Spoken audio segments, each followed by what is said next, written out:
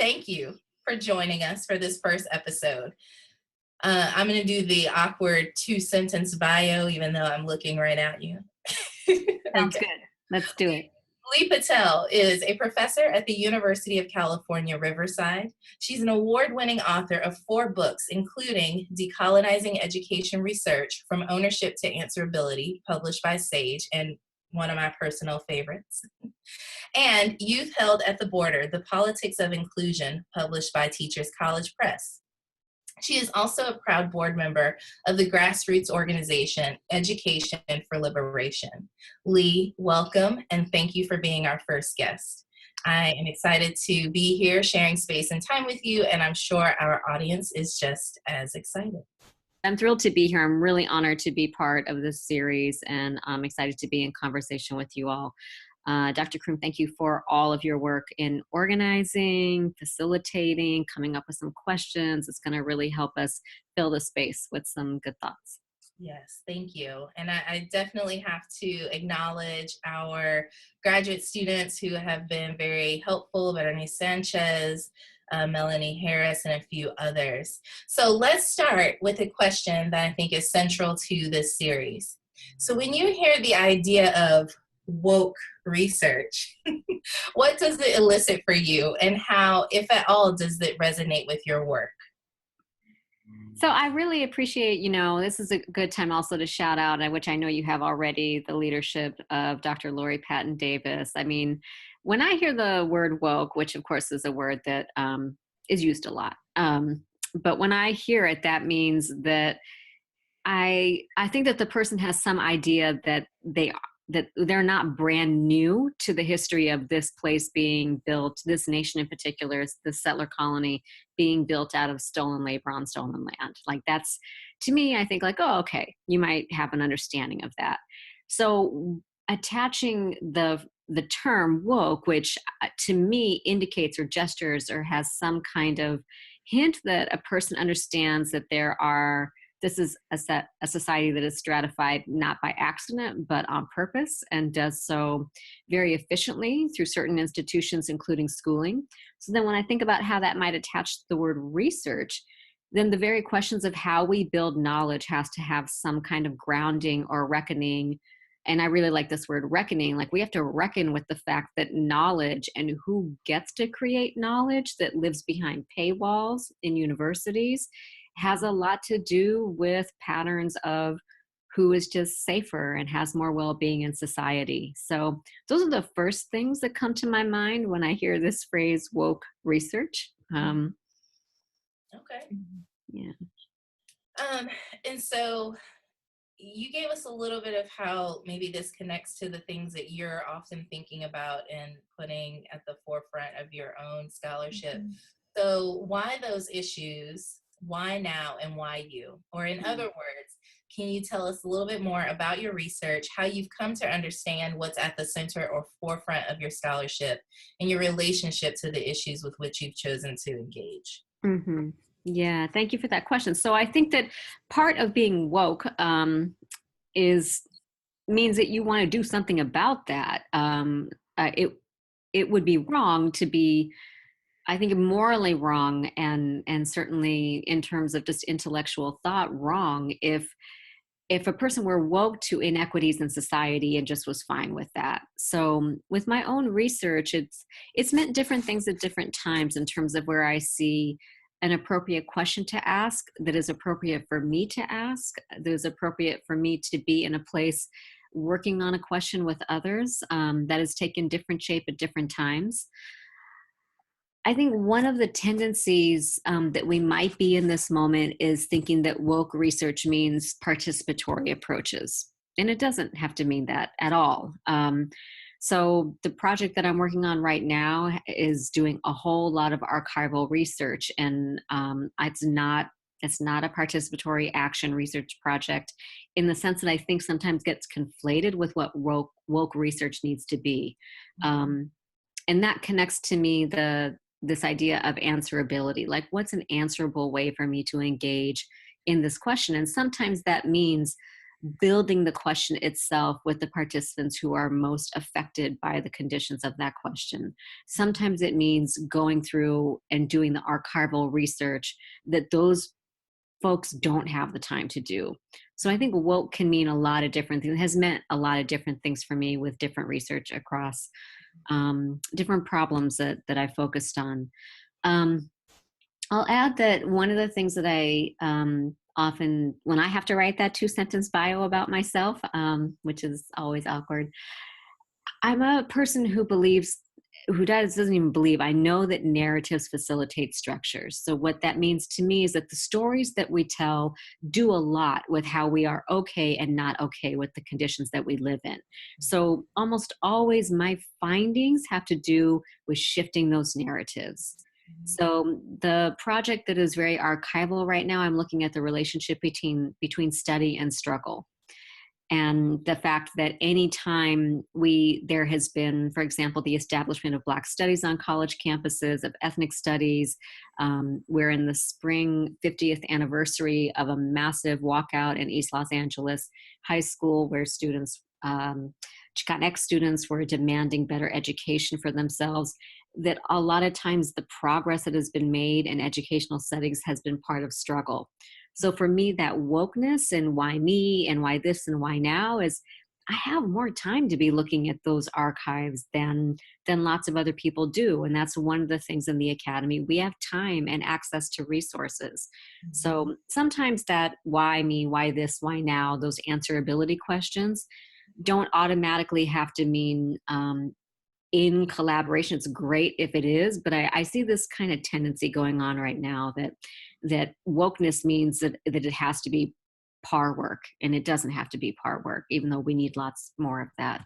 I don't know if that speaks well to your question, Dr. Croom, if you want to redirect me a little bit or follow up. I always love your follow-ups.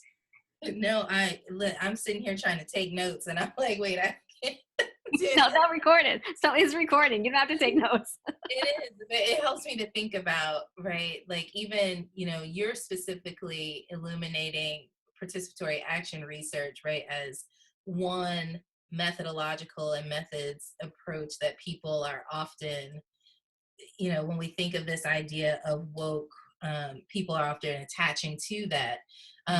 And I'm just thinking about the, students and other colleagues, not only in my own field, but across the institution and other disciplines and fields who I think in an effort to appear woke / be woke, there's PAR is really specific, but it's even this idea that, I have to do qualitative research, right? Or that just means that it's qualitative in nature or it's narrative.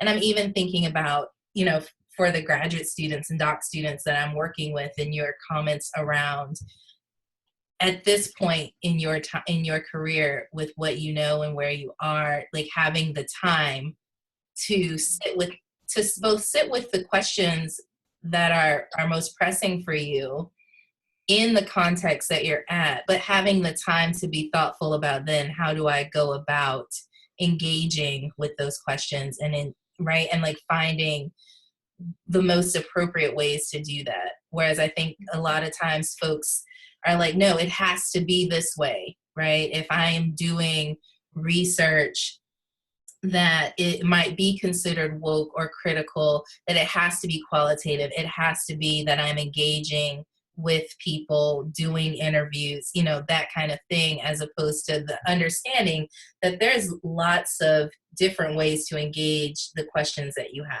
Right. I mean, I think methodological, I don't even know what to call it, like a methodological track, because you've been told in some way that that's the thing. Yeah. I mean, I think this is, if I could just thread this for another couple minutes and then happy to move on. Like, I think that it's important for us to pay attention to the way that, first of all, PAR is understood to be a methodology when it's really an epistemology. It's a view of how knowledge is built. It's this understanding that knowledge has to be built collectively and collaboratively sometimes people use the word democratically. I don't use that word, but but certainly collaboratively and collectively, in order to come up with a different kind of reality than if one person is building the knowledge.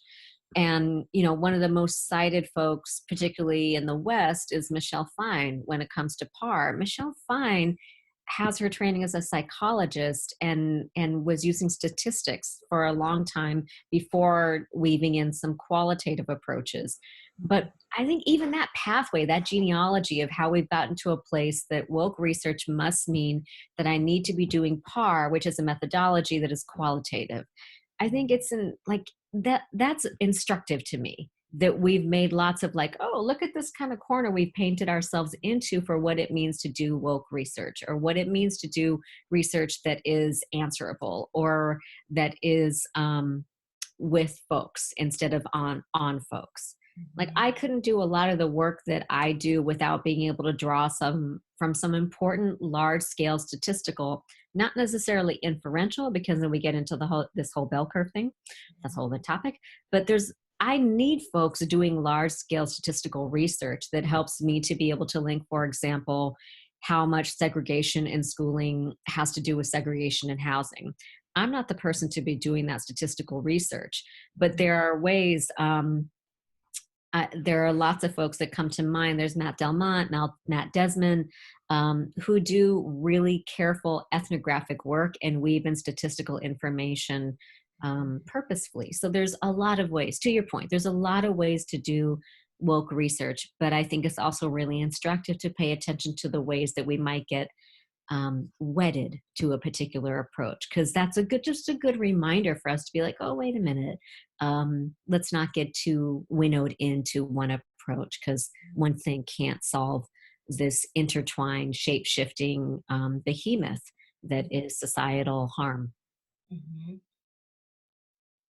Yeah, your comments around the genealogy, right, of these ideas, approaches, makes me think of this conversation, a continued conversation that I've been in with my good friend, Dr. Manali Sheth, who you've met, as we are working on a project right now around critical race feminism and going pretty deeply into its genealogy, as we think about the ways in which it gets implemented in research.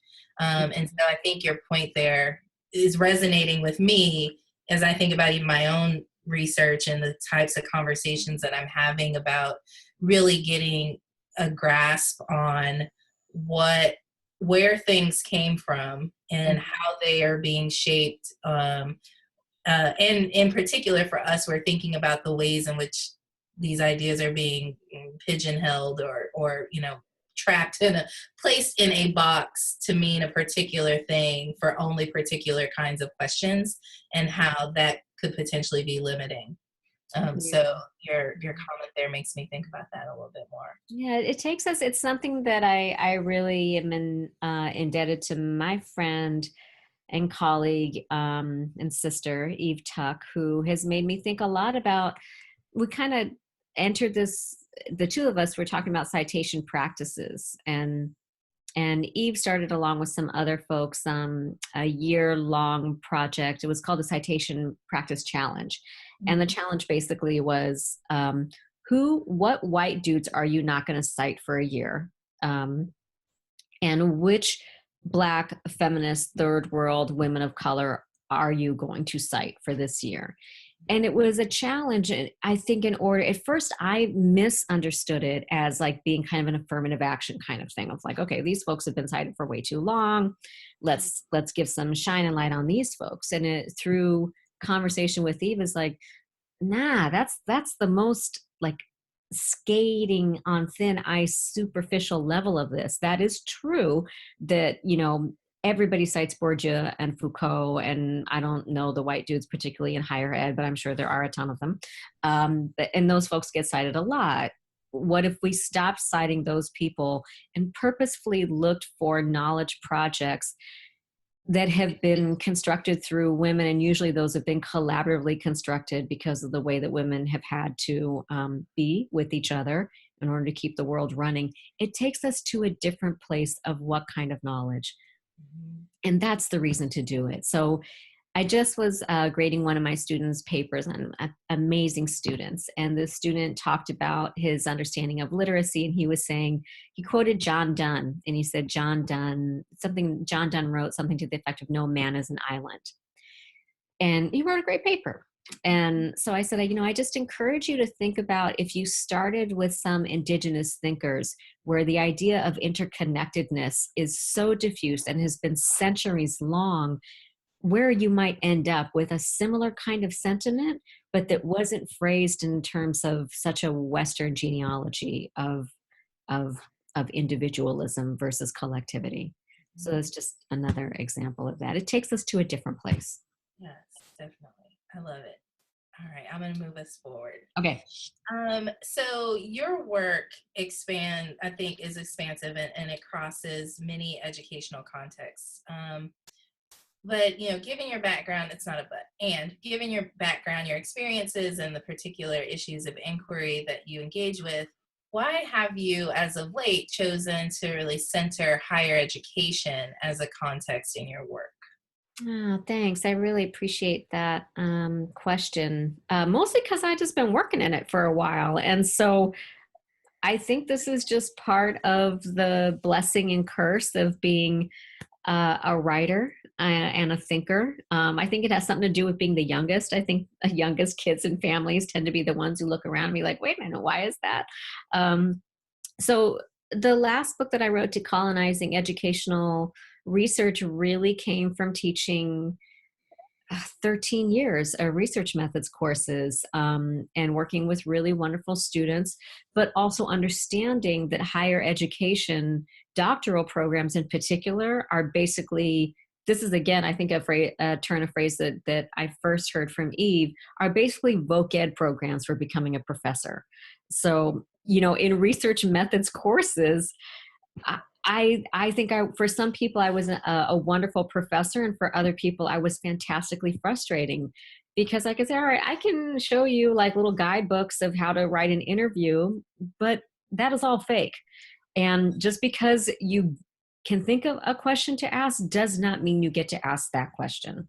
So that's really how I started writing about some aspects of doing how we teach research, like how we teach research as algorithm instead of knowledge building that has never belonged to universities and will outlast universities as a thing that human beings just do. We build knowledge with each other, and that does not belong to higher education. So part of it comes from that.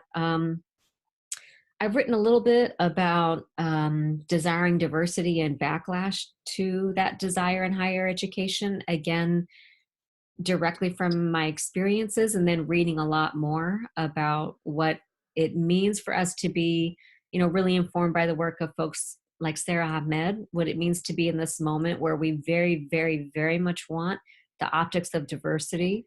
But going back maybe 5 minutes in our conversation, there is resistance when it means actually shifting what knowledge is deemed to be the knowledge, the canon that every doctoral student needs to have, who they need to cite, how they need to cite it, even the format in which they write their work. That's when we can feel the resistance.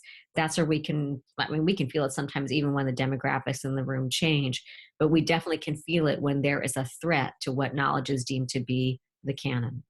So I've started writing about those things just by virtue of being in the thing now for quite a while. Yeah. Yeah.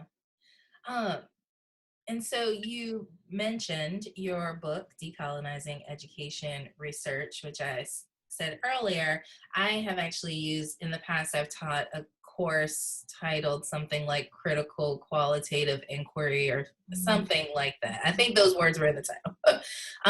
And so can you share with us a little bit more about how that project that project in particular came into existence for you?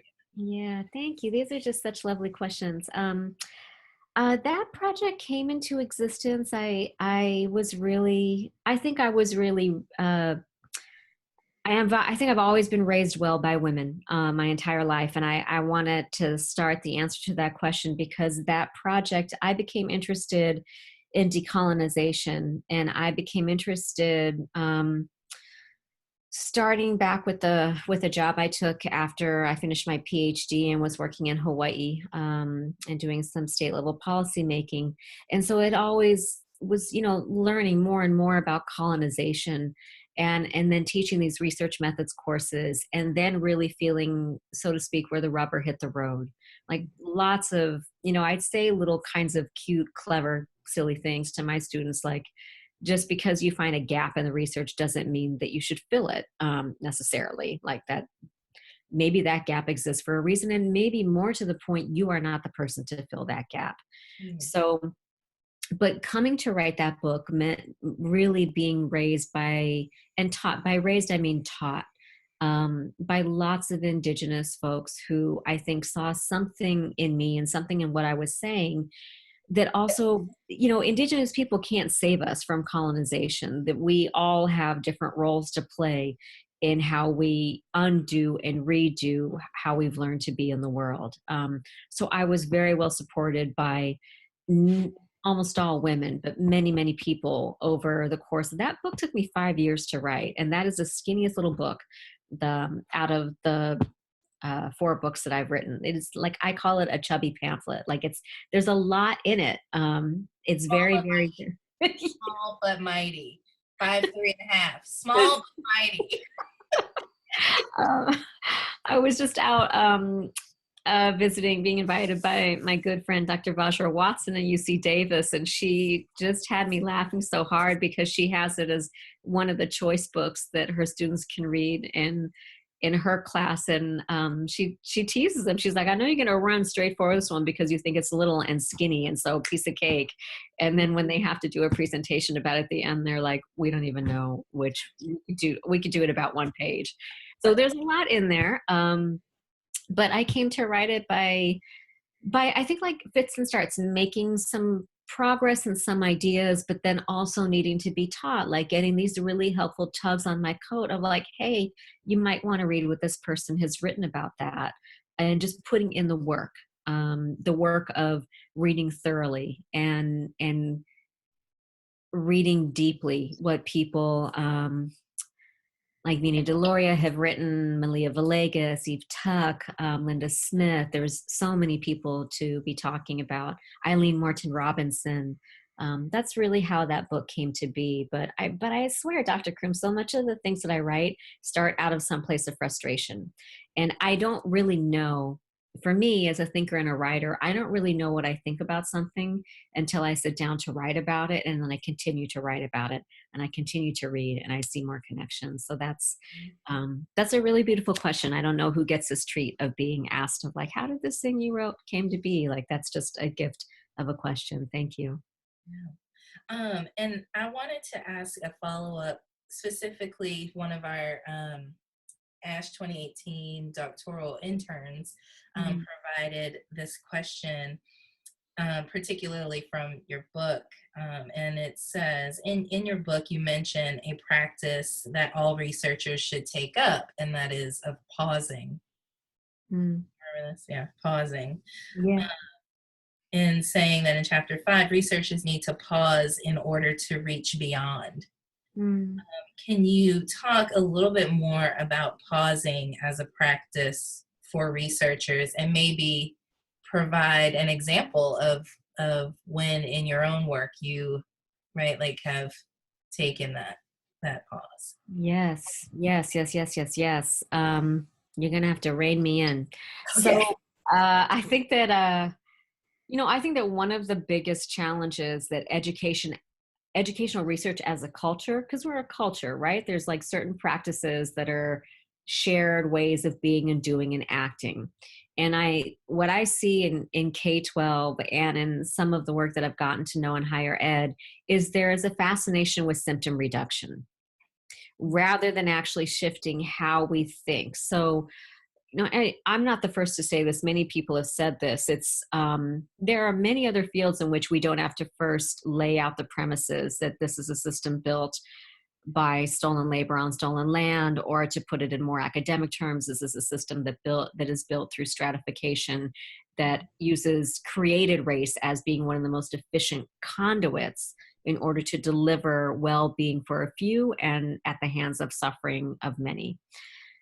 Education doesn't generally start from that place.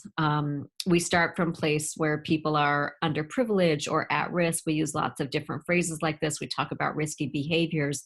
And so then our theory of change is symptom reduction of those people and what they're going through and trying to reduce the harm that they experience.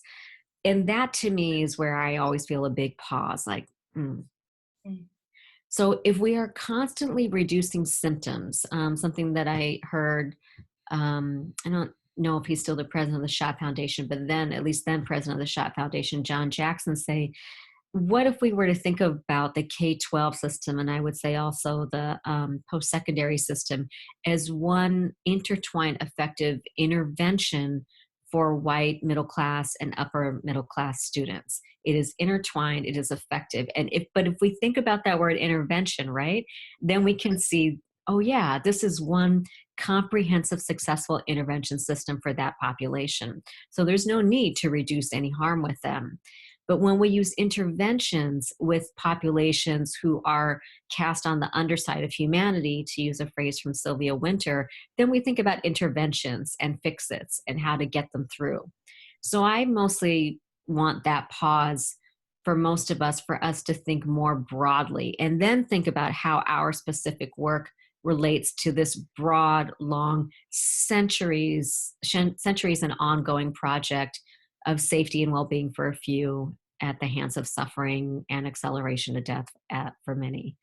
So that's kind of how I think about it broadly.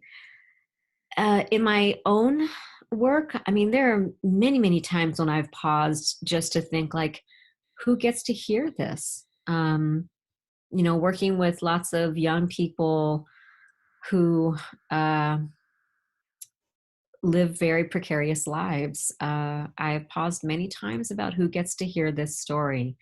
Mm-hmm. And one of the things that I thought about some years ago, and I'm thinking about it more and more with the particular administration that we're living under right now, like when DACA was announced, like I thought, what might this mean for schools to be part of the record keeping of who gets this particular political temporary inclusion into the United States? So that's an example. I didn't write DACA, but I've thought about that in my own research relative to migrant youth, for example, many times, like, who gets to hear this story? And how do I tell it in such a way that shakes people's understanding that what we need is just more super fantastic A+, all club performing migrant youth, that this is who really is our case. Like, those are moments when I pause so that I don't forward a politics of respectability. Does that make sense?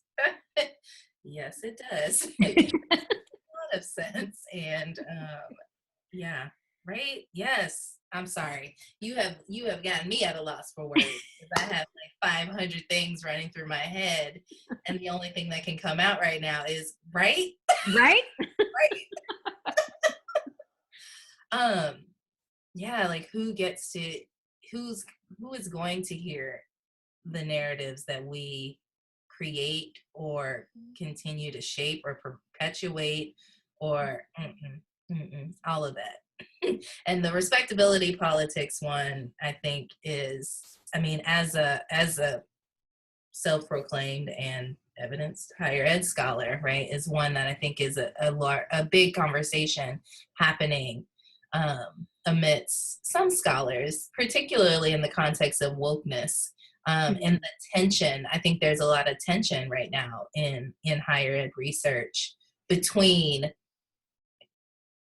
how some people are defining wokeness and respectability, and the tension that people are grappling with.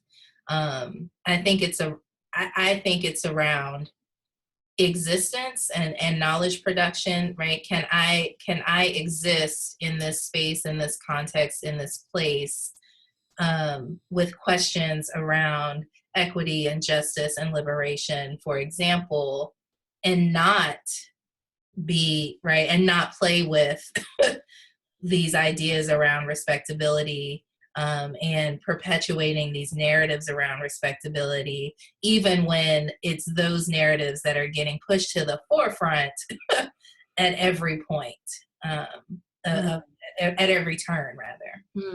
So that really resonates a lot with me, and I think with some of the ideas that folks are grappling with. Yeah. Yeah. I mean, I think there's so much with just talking about higher education as a thing unto itself. Like I was saying a little bit earlier in the conversation, like as an academic, the part of what my paycheck pays me to do, or I'm supposed to do, is write. And I was saying, I have time to do that.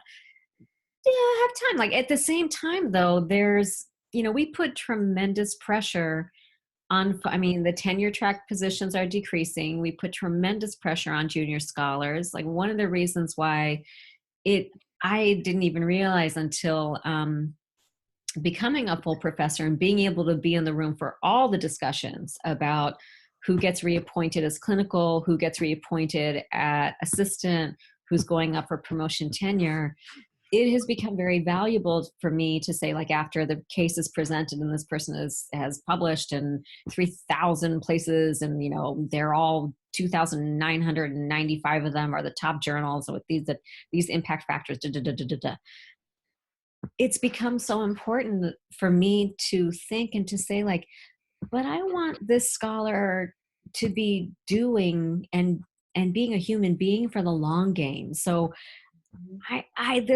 it's basic neoliberalism. That's all I'm critiquing here, is the push to be. That's what connects to me, Dr. Croom, when you were talking about respectability, is like just this neoliberalism of more and success, and show that there's been a delta, that there's been a change effect, whether it's in the number of publications or the effect for the population. And I just think it's something to be aware of, that is the culture of the United States. And so, of course, the DNA of higher education is also of stolen labor on stolen land, and more.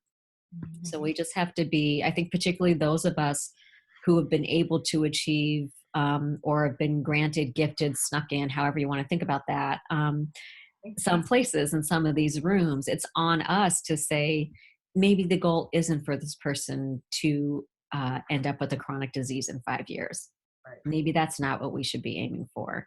But if we're going to go for the long game, then what's a healthy way to be a human being and a thinker? And I just think, I know that I've had really, really wonderful role models of that, not necessarily close mentors, but I look at the way that scholars like Ruthie Wilson Gilmore and Robin Kelly do their work, and how they are some of the most human geniuses around. And they do it, I think, in part by staying human and keeping in mind what is important and what do I know about, and have I done the work, and let me talk about that, and not spread myself so thin in order to be that respectable scholar. Yeah, you are, as a currently at the moment pre-tenure person, you are hitting on some huge buttons there. Not just pushing them, but hitting them. Okay, so I've got one more question, and I'm going to turn to our audience. So if you are in the audience and you have questions, please post them in the chat, or if you're on Twitter, add us at Twitter, on Twitter. Can you tell I don't really use Twitter like that? It's good. No, it's good. We've got some things on the chat too, but let's go to your last question. I think that, we have some snaps and amens and things like that going on in the chat. I just been following a little bit, but we can turn there. So go ahead. So, I think a part of this series is that there are a lot of folks concerned or thinking about the doing the doing of research. And some of the questions and our support, future Dr. Sanchez has been posting some of the questions that have come up. But a lot of these are the questions that have come up are about the doing, right? Like recommendations for engaging in particular kinds of methodological approaches. And so as you think about your experiences and the kinds of work you've been engaging with and the things you're reading and thinking about, what germane advice would you give to those of us grappling with what doing research and engaging in scholarship, both in academia and beyond? What advice would you have for us thinking about that, the idea of doing research, and particularly if liberation is the central goal to our work? Yeah, and I hope it is. Well, my advice, I have a few different pieces of advice that I think have helped me to be okay in a system that is, I'll just name it, it's quite toxic. It's very difficult. So I've found my people, and that doesn't mean that they are down the hallway from me. They are on different campuses, but I have a very tight community of people who are all, some of whom are in working in the academy, and lots of whom are not. And I think it's really important to have folks in your group, in your posse, in your family, with a really large understanding of what the word family is, who both understand the intimacies of what it means to be doing work in the academy, and I'll, specifically as a woman of color, what that means, what it will invite, what it will inflict, and how it will come at you sideways. And then I think it's so important to remember that knowledge did not begin in the academy. So, when doctoral students, typically in most doctoral programs, their first course has them do a literature review. And that training right there, you're getting trained to understand knowledge is residing behind those paywalls. So don't forget that knowledge comes in all different forms from all different places. And I think when we forget that, then we've lost a grip on really situating higher ed in its rightful place within a larger context of what it means to be human and to be learners, and that part of being human is being a learner. So finding your people, remembering that knowledge, that way before you went to formal schooling and way before you went into higher education, you had access to knowledge, and it may not ever be cited unless you choose to cite it, but it doesn't reside behind paywalls. So I mean, it's a basic kind of advice of don't fall for the hustle too hard. Like higher ed is an amazing place and can be a wonderful way to have a working life. But it's really important to remember that that is not where liberation has come from. That in fact, every time higher ed has had to make shifts in what it has done, it is because people have struggled and forced it to do that.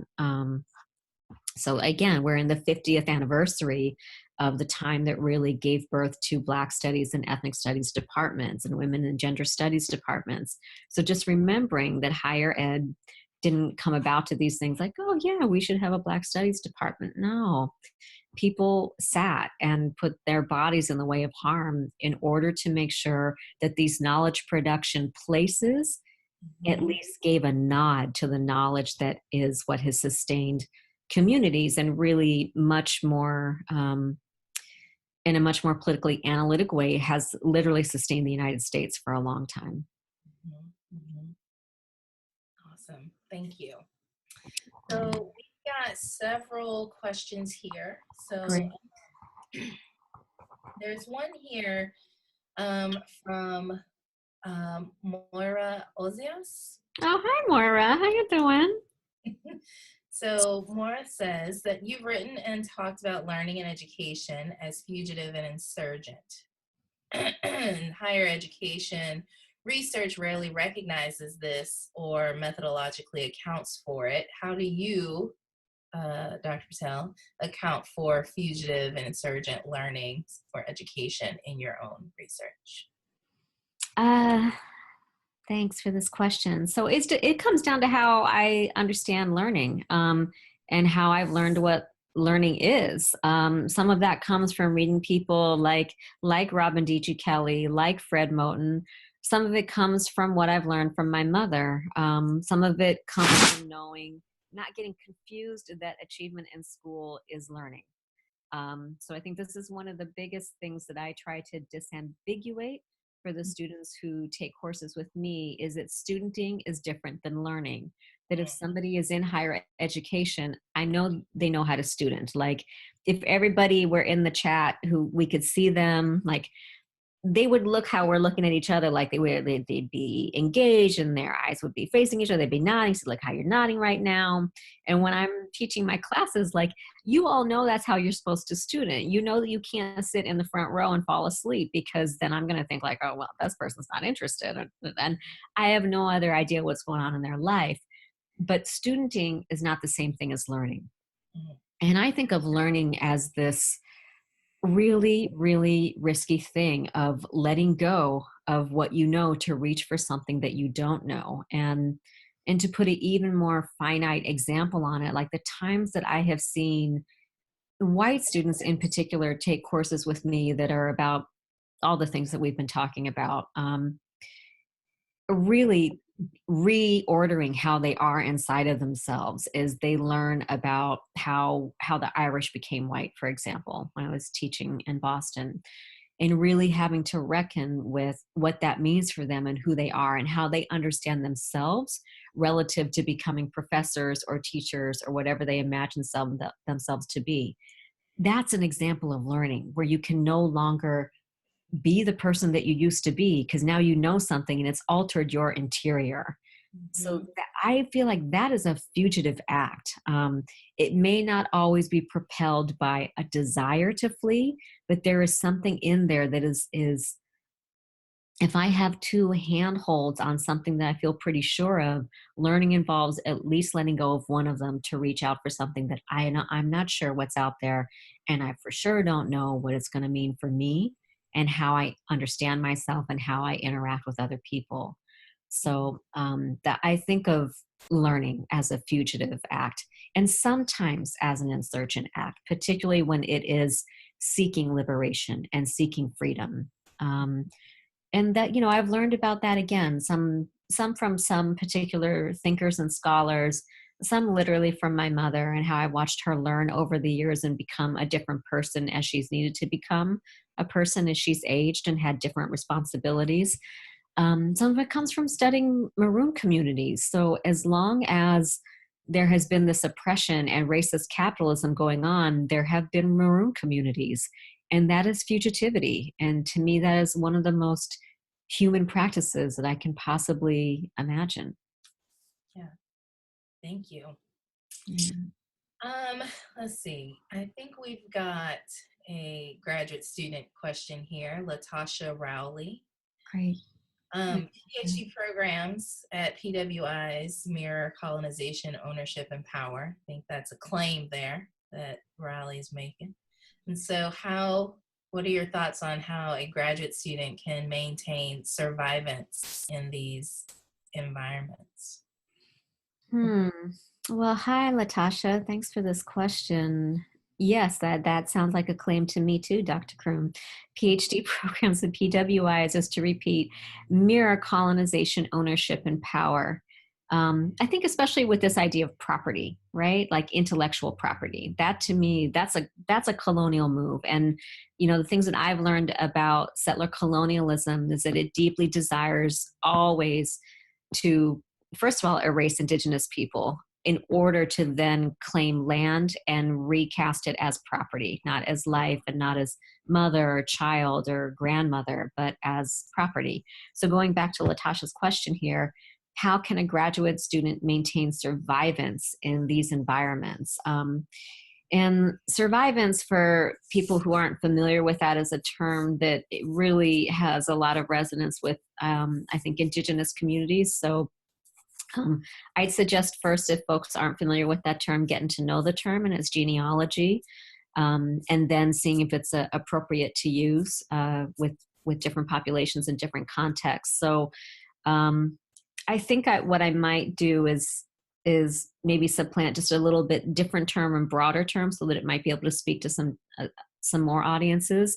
So I'm going to use the word health, Latasha, if that's okay, or humanity, humanness. And you can type here in the chat if you're like, no, that's not okay. I want to talk about survivance, because it is a very specific thing. How can graduate students maintain health and humanness in these environments? So it would be remiss of me not to name the labor exploitation that goes on in higher education when it comes to graduate students. So if you are part of a university, if you are a graduate student at a university that has a union, join the union. So many of the things that we have or are supposed to have in terms of weekends and things, that has come through struggle, and a lot of people fighting for that. So that's a very practical thing. Join the union, look into union activities, and do your best to try to find those scholars. They may not be the big name scholars, but the scholars who will treat you in a human way, who will look for ways that their research dovetails with what you're interested in, so that while you're doing your graduate student research hours, you're also building your knowledge of that field and your knowledge to be able to better address your question. That to me is one of the ways that that I try to be as least labor exploitive when it comes to the graduate students that I've worked with. And again, like lots of same advice, like you got to find your people. You have to have a posse. You have to have a group in order to vent, in order to talk about the problems, in order to actually also go to the administration collectively if you need to do that. If you don't have a collective in which you've created relationships, who's going to have your back when you want to talk about an issue that's facing a lot of graduate students? So those are a couple of things that come to mind. Yeah. It's a hard question. That's a very hard question because, yeah, you're welcome, Latasha. I hope that spoke to your question sufficiently. That's a hard question because higher education is quite demanding of graduate students, and you don't get paid. And a lot of times I've been in faculty meetings where folks will say, yeah, but they get tuition remission. But guess what? Tuition remission can't buy you groceries. No, we cannot. It can't buy you groceries. No, we cannot. I want to be again, make sure that I'm paying attention to our time because we close our first of many in the series at 1 p.m. And so I want to say again, thank you, Leigh, for joining us. I'm very grateful to you for sharing your knowledge and wisdom. And there were a ton more questions. And we certainly did not make the time right now to get to them all. But I do hope that as the audience, there were things that Dr. Patel shared that help you to grapple with your questions further. Thank you so much. Thank you. And thank you to Berenice. Like I think one of the things at least we can do minimally is like acknowledge, like it takes work to put things together like this. And you've taken time out when you could have been working on an article or taking a nap. Naps are good, but thank you for all of the work that you've put into this. I'm honored to be part of the series. Really, really honored. Yes. So I do have a final question. And before I get to that, I also want to thank again, as you've mentioned, Bernice Sanchez, who is a PhD candidate, Nia Grimes, and Melanie Harris, who are also graduate students. And of course, Dr. Lori Patton Davis and Dr. D.L. Stewart for their leadership on the upcoming ASH 2018 conference. So my last question is, just something more fun, connected, but more fun. Great. So, as you may be aware, and you may be one of these people, some woke identified folks like to wear message t-shirts, message apparel, if you will. So if there was a t-shirt designed with who you are and what you stand for in mind, what would it read? Woo. Can I tell a funny story in response to that first, and then I'll answer it? I actually do have an answer for that, even though that is normally a question that would knock me on my side. I'm like, I can't. So this comes from when I was referencing my friend Dr. Vajra Watson. She invited me up to UC Davis to do a talk there at the Equity Summit that they have every year, and they made little pens that said "Learning is a Fugitive Act," and had my name on it. So that would be what my t-shirt is. I would be marching around with that t-shirt. And they gave me several wonderful gifts. And one of the gifts was a t-shirt that said, if you can't, and this is something that they've been really rolling with, particularly with the work of Sacramento Area Youth Speaks, which is a fantastic youth organization. Definitely recommend people looking into the amazing poetry-fueled work that they do. And one of the t-shirts says, if you can't see the hood in me, you can't see the good in me. And I just had to laugh. I'm like, I love this t-shirt. I can't wear that t-shirt, but like, I can think of other people that I can give it to, but just in like the idea of like, everybody's got all these woke t-shirts and there's so many, but mine would be learning is a fugitive act. Yes. I love it. Well, thank you again for your time, your wisdom. I'm grateful. I'm pretty sure we're all grateful. And likewise. And I apologize for the technology problems at the beginning. I'm glad that didn't crop up again. It's okay. We'll wait for you. How about it? We'll wait for you. Okay. All right. With that, thank you to the audience for those of you who could be here with us. This was recorded, so feel free to share it once the link comes out. Folks that registered should be able to get that information. As mentioned at the beginning of this webinar, this is a series. I hope folks can join me on Wednesday, April 25th from noon to 1 p.m. Eastern Standard Time, where our guest will be Dr. Kakali Bachara. And so we're very excited to welcome her. So hope to have you all and others join us on April 25th. Thank you so much. Thanks, everybody. Thank you, Natasha. Thank you.